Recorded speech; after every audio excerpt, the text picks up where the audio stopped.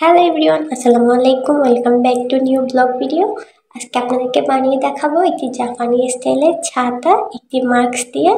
প্রথমে একটি mask cutting করে নিলাম, তারপর একটি কলম দিয়ে গোল করে দাগ দিয়ে দিলাম। সবগুলো পার্ট আলাদা আলাদা করে নিচ্ছি। কয়েকটা কাঠি নিয়ে মাস্কের সাথে গাম দিয়ে জয়েন করে নিলাম। সাদা যেটুকু অংশ আছে তার মধ্যেও কাঠি দিয়ে ভাঁজ দিয়ে দিচ্ছি। এরপর গাম দিয়ে এই ভাঁজ দেওয়া পার্টগুলো মিলিয়ে নিব একটা একটা করে। সবগুলো ভালোভাবে মিলিয়ে নিলাম। তারপরে যে কেচি দিয়ে কাটিং করে নিলাম মাঝখানে।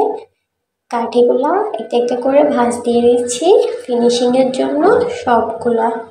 এরপর বড় একটা কাঠি নিয়ে ওই যে মাঝখানে যে ফোঁটা করছি ওই ফোঁটার মধ্যে একটা বড় কাঠি দিয়ে গাম দিয়ে সাদা অংশটা লাগিয়ে নিলাম ছাতার উপরের অংশের জন্য। এরপর হয়ে গেল আমার জাপানি স্টাইলের ছাতা। ছাতাটি কেমন হলো অবশ্যই বলবেন।